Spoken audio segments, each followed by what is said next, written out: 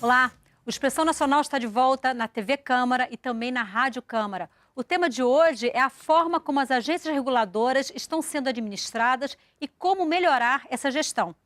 E aí, quando a gente fala em gestão, a gente obviamente fala em dinheiro. Ninguém consegue administrar sem dinheiro.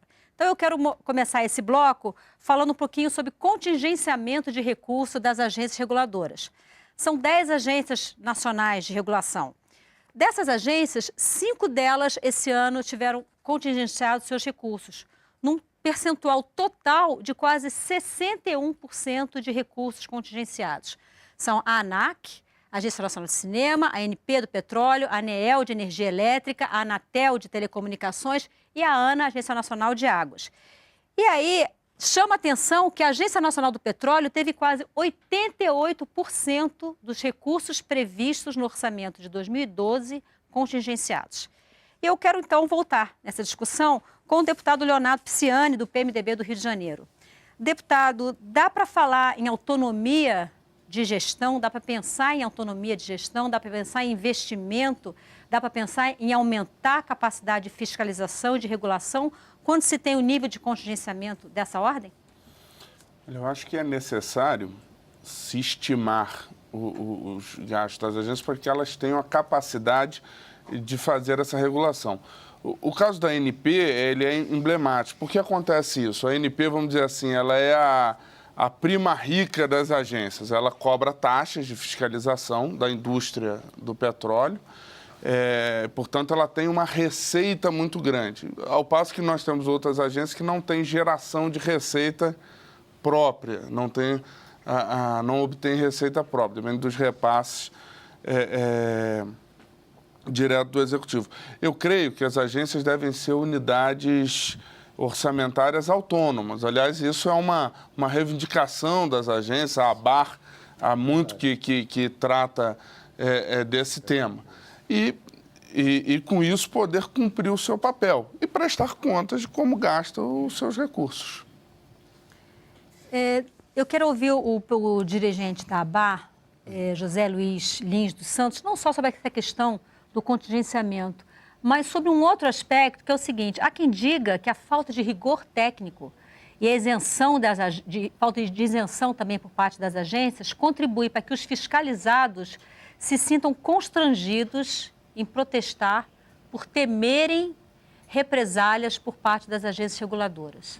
O senhor acha que isso acontece? Não, absolutamente. Com relação a esse primeiro ponto que você colocou do contingenciamento, que também é altamente relevante, por esse número aí que você fala, né, 61%, e onde é que está esse dinheiro? Com certeza, muitos deles não podem ser utilizados porque são carimbados, né? Mas alguém está pagando a mais por isso, por exemplo, com o termo usuário. O deputado citou a ANP, quem paga são lá a indústria, né? Na conta de energia elétrica. Na conta de energia são os usuários. Uma contribuição paga pelos usuários. Está pagando e não tem. E o setor elétrico, a gente tem um termômetro bem interessante a respeito disso, porque a ANEEL ela descentraliza para as agências estaduais parte da fiscalização, porque ela não teria braços para se movimentar em todo o país com a flexibilidade de uma indústria de rede tão assim, universalizada como da energia, principalmente da distribuição.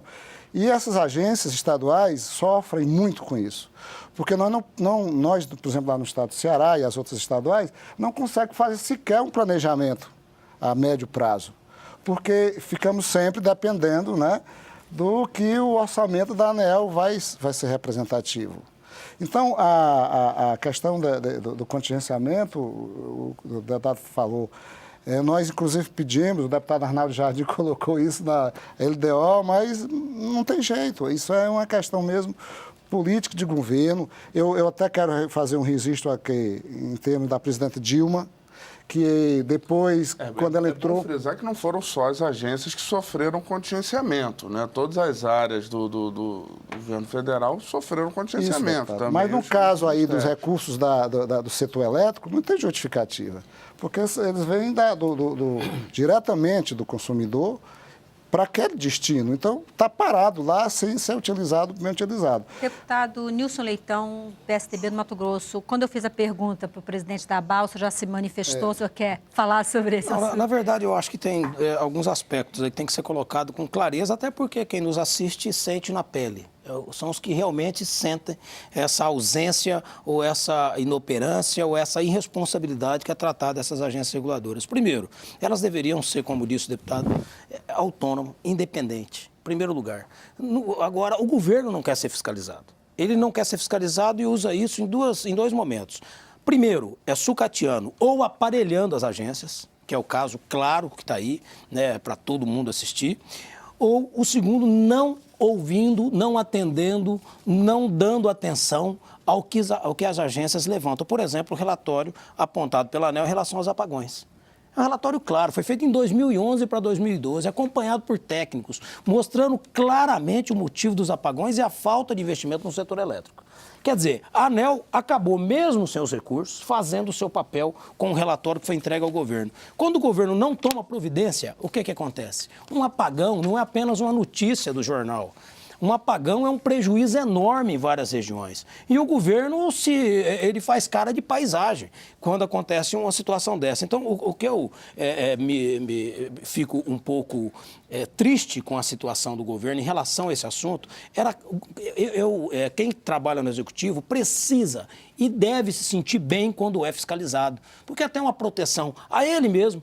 E uma proteção também ao dinheiro público, ao bom serviço prestado. Essa é a forma de ter uma transparência, de ser um pouco mais democrático, republicano, de ter realmente o sentimento do espírito público. E é o que não acontece com isso, também com as agências reguladoras. Então, a minha maior preocupação é quando se tem um escândalo como esse e vê o governo minimizando, ao invés de enfrentar esse monstro, enfrentar esse problema e dizer, olha, nós estamos agindo errado, até de forma covarde com a população, quando tira o poder de uma agência reguladora, quando tira a estrutura de uma agência reguladora, aparelha para poder ouvir o que deseja, né? Porque quem está nomeado ali não vai afrontar o governo, vai dizer amém. Essa que é a realidade. E por isso que chegamos nesse caos em todos os setores, na telefonia, na questão aérea, na questão energética e agora principalmente a questão da água. A água é o assunto mundial, é o assunto do futuro, é a grande riqueza que nós precisamos preservar e de repente colocar alguém lá que está lá para fazer serviço para um segmento privado, outro, para ganhar dinheiro. Então, isso é absurdo e o governo é, sim, o responsável, na minha opinião, por não tomar essa atitude. Eu quero ouvir o sociólogo Pedro Ivo. Pedro, uma das coisas que se diz em relação à dificuldade de atuação das agências reguladoras é que ela regula e fiscaliza setores onde o próprio governo, onde o próprio Estado se faz muito presente. Como é, por exemplo, o caso da Agência Nacional de Petróleo, o caso da energia elétrica, da ANEEL, e que esse, inclusive, é uma das justificativas para o fato de a ANEEL ter aceitado tão tranquilamente a medida provisória que reduziu as contas de energia e que deu um impacto, né, no mercado acionário tão grande, inclusive em relação à Eletrobras. Qual é a sua opinião? As agências, em que medida que o fato de as agências reguladoras regularem também importantes empresas do governo dificulta a atuação dessas agências? Eu acho que precisávamos avaliar aí caso a caso. Existem um conjunto diverso de situações em relação à regulação de setores econômicos. Existem agências de infraestrutura, agências que regulam mais a área social. O que eu queria chamar a atenção é que nós temos, já desde 2003, com a entrada do governo do presidente Lula, um diagnóstico, e não só um diagnóstico do próprio governo, mas um diagnóstico também feito pela academia, pela produção científica relacionada ao tema, bastante volumoso e com um conjunto aí de situações que já estão mais ou menos bem estabelecidas para serem enfrentadas, para que a gente tenha, ao final, o fortalecimento das instituições regulatórias. Como disse, vou frisar novamente, as agências são novas na estrutura do Estado brasileiro moderno, então precisamos ter um ajuste desse modelo. Foi feito um GT, um grupo de trabalho pela Presidência Casa Civil à época, em 2003. Isso gerou, inclusive, a formulação e a proposição do projeto de lei que tramita aqui na Câmara dos Deputados, PL 3337, foi relatado pelo deputado Leonardo Pisciani, e a gente tem um conjunto de propostas que figuram lá nesse projeto, que promovem a transparência, o acesso a informações, o controle social, ou seja, o controle da sociedade sobre essas instituições, para promover o fortalecimento dessas instituições regulatórias e o que a gente chama de governança regulatória, que é o bom funcionamento desse sistema regulatório.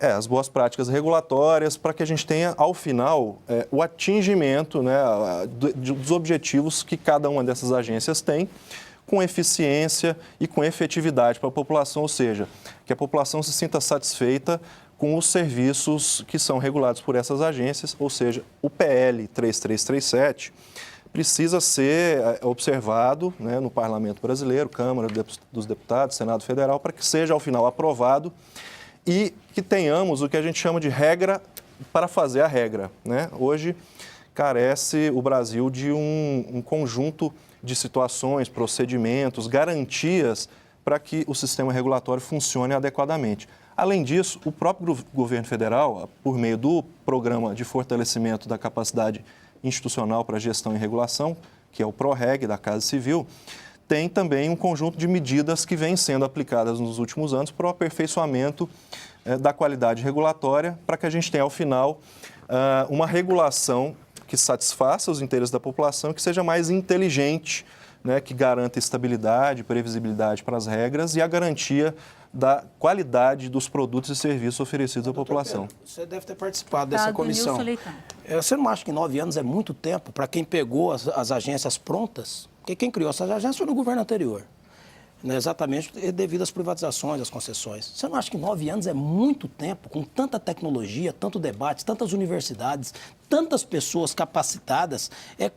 Não é muito tempo, 9 anos, para se chegar, ou seja, começou bem lá atrás e a linha dela não é de aclive, é de declive. Quer dizer, as agências reguladoras começaram a fazer um trabalho lá atrás, onde eram respeitadas, e de repente hoje está na página da página policial.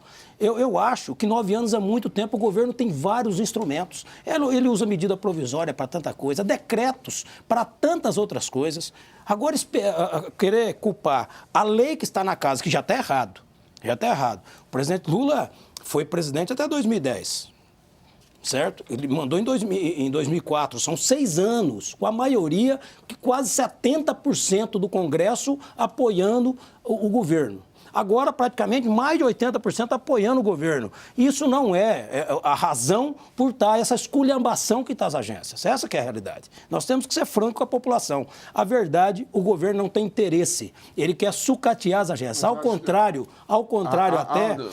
da boa intenção da equipe técnica de querer ver o melhor. Mas é claro que a vontade política do governo... Eu vejo que é o seguinte, deputado Nilson. Deputado Leonardo Pisciani, no fundo, quando o projeto foi enviado, ele veio também num cenário em que as agências vindas do modelo original do governo anterior tinham perdido a sua credibilidade. Mas 9 anos é muito tempo, deputado. Ele veio justamente de encontro a se recuperar a credibilidade das agências reguladoras. Ela tinha, então, 7 anos de vida. Agora tem 9 anos, quer dizer, ela continua... E perderam a credibilidade pela falta de transparência. Eu não me lembro nenhum escândalo desse nível, nem no caso de Denise Abreu, antes disso, mas mesmo que estivesse errado. Não vamos aqui discutir a questão de governo contra governo. Vamos discutir a realidade de hoje. Sinceramente, vocês todos, nós nos sentimos à vontade quando chegamos a algum aeroporto e a ANAC faz o seu papel de fato. Eu fui prefeito. A dificuldade para instalar um aeroporto num município pequeno. A burocracia é enorme. Enquanto você chega nos aeroportos maiores, tudo aquilo que eles exigem para um novo aeroporto, para dar facilidade para quem está no interior, não é a mesma exigência para quem já tem um aeroporto instalado. Aliás, não olha quase nada do que precisava exigir. Da ANEEL, a mesma coisa. Na telefonia, hoje nós temos, não sei se vocês têm esse conhecimento do Brasil como um todo, nós temos regiões com 10, 15 mil habitantes, em algumas regiões que não têm direito a telefone. Absurdo, nós estamos no século XXI, as agências não funcionam. Deixa eu aproveitar. O detalhe é um só. O governo não tem interesse que elas funcionem. Essa que é a realidade, não quer ser fiscalizada. Deixa eu aproveitar, então, que está falando de telefonia e colocar aqui um comentário que chegou, uma pergunta que chegou de Caruaru, Pernambuco. é de José Natércio de Oliveira. Ele diz o seguinte: a operadora Claro está com um sinal muito ruim na região do povoado de Rafael, município de Caruaru, Pernambuco. O número para reclamação é 1052 do Rio de Janeiro. A quem devemos recorrer agora? E a operadora TIM? Não tem sinal. Mas essa é a realidade brasileira. Todos sentem isso. Pois é. Se as agências reguladoras fossem fortes, independentes, um modelo que efetivamente defendesse a população e também o dinheiro público, uma concessão. O governo tem que olhar isso com uma seriedade maior e, acima de tudo, ele tem que entender que a agência reguladora veio para proteger os dois lados. Veio para proteger quem deu a concessão, na verdade, que é o governo. Proteger, que eu falo, verdade, proteger com bom serviço. O papel da agência reguladora é fazer com que aquela concessionária de telefonia, ela faça o melhor serviço possível. A agência de energia, as concessionárias de energia, façam o melhor serviço possível. E a realidade não é essa. E o governo pode reclamar que os impostos desse tipo de serviço, tanto da energia como da telefonia, é um dos mais caros do mundo. Então, falta de dinheiro não poderia ser. Dentro do do não, projeto Luiz, de lei, há algo muito importante que foi colocado até com uma imagem do que a ANEEL pratica, que é a descentralização, que é a possibilidade de interação operacional entre, é o capítulo 4 do projeto de lei, entre as agências reguladoras e os órgãos de regulação estaduais. Não pode, num país continental desse, uma agência aqui em Brasília dá conta. Isso que é um problema seríssimo. Agora, o que é que acontece? Nós já temos 26 agências estaduais. A última agora, o Paraná, que era um estado, por sinal, berço governado por um tucano, né, aqui com a regionária do deputado, ainda não conseguiu enfrentar lá a resistência das estatais do Paraná. Não, pelo contrário, tenho muita admiração também. Só para saber. Inclusive, trabalhei no governo do Tasso Gereissati. O que eu quero dizer é que essa integração, inclusive no trabalho agora da OCDE, está recomendando exatamente isso. Esse cuidado com o que se chama regulação subnacional. Nós já temos uma proliferação agora, por conta da lei de saneamento, dos municípios sendo obrigados a criar suas agências reguladoras sem menores condições. Então, essa regulação subnacional é uma preocupação agora presente no sentido da ABA. Ou seja, agora, a aprovação desse projeto de lei, como deputado, a informação que a gente tem dentro do governo, a Casa Civil, é que por ele está tudo bem. E a questão é a falta de colocar em pauta. Eu faço um desafio. O presidente da Casa é do PT, o governo é do PT, o líder do PT e o líder do governo são muito competentes. Certo? Isso. O líder do PMDB, que é o deputado Leonardo Pisciani, eles só vão colocar que o governo dá o start. Aqui se discute o que vai para a pauta todo dia. E eu não ouvi, nesses 2 últimos anos, nenhum momento... Tem a cota dos deputados, pelo menos. O projeto veio para a Câmara em regime de urgência constitucional. Em 2004. Em 2004. Ele teria que ter sido votado sob pena de trancar a pauta, que é a medida mais forte que o Poder Executivo pode tomar junto com as medidas provisórias para aprovar uma legislação, e por ingerência da Casa, por demanda da Casa, naquele contexto, naquele momento, o governo retirou, atendendo a um pedido do conjunto da Casa, retirou a urgência constitucional. O projeto era péssimo. Para que o projeto tramitasse... Porque o projeto não era tão bom. Porque o projeto tramitasse na comissão especial, o que nos permitiu fazer um debate muito mais profundo sobre o tema. Então, depois houveram outros problemas. Houveram até a decisão do presidente Michel Temer de abrir, de interpretar a Constituição e abrir a possibilidade da votação em sessões extraordinárias de matérias que não estariam trancadas por medida provisória.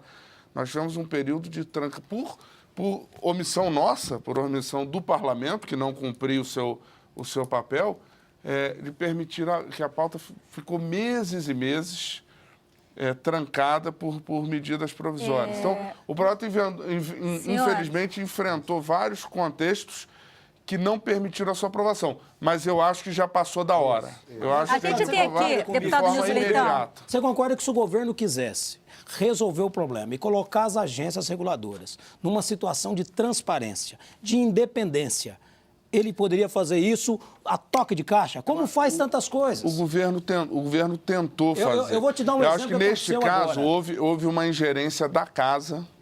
Ingerência da casa? Houve uma ingerência da casa não tem ingerência, deputado. A casa é houve uma autônoma. ingerência da casa que buscou o debate maior.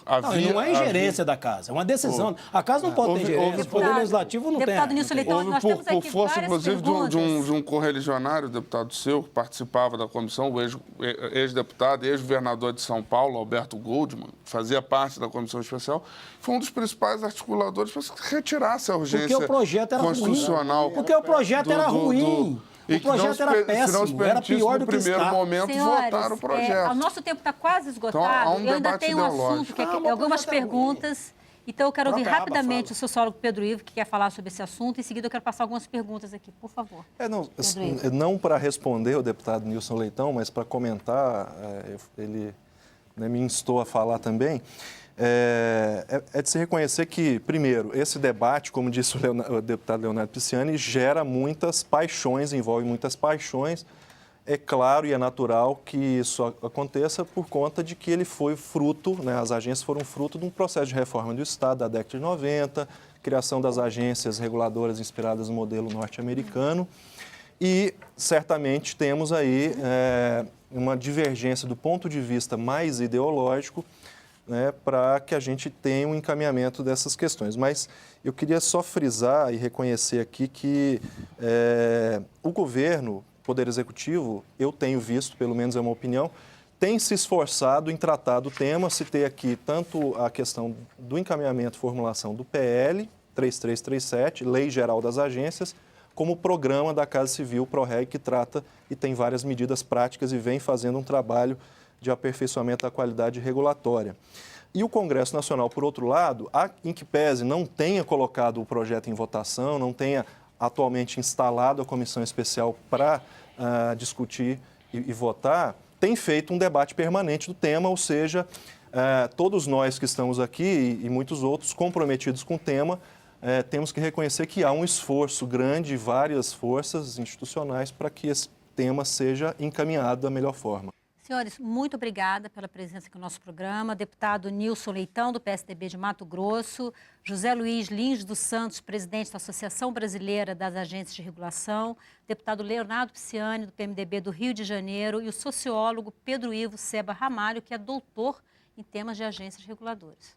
A gente vai fazer agora um breve intervalo no Expressão Nacional ao vivo. Hoje é o nosso último Expressão Nacional ao vivo do ano. O Congresso Nacional entra em recesso na próxima semana e a gente volta ao vivo a partir de fevereiro. Mas nesse período você continua assistindo ao Expressão Nacional, as melhores edições durante o ano. Eu quero agradecer a você, a presença, a participação durante todo esse período. Desejar a você um Feliz Natal em nome da equipe do Expressão Nacional, que é uma equipe enorme, só eu que apareço, mas é uma equipe enorme para colocar esse programa no ar aqui na TV Câmara e também na Rádio Câmara. Então, em nome da nossa equipe, um Feliz Natal e um 2013 com muita participação e muita cidadania para todos nós. Até a volta. Tchau, gente.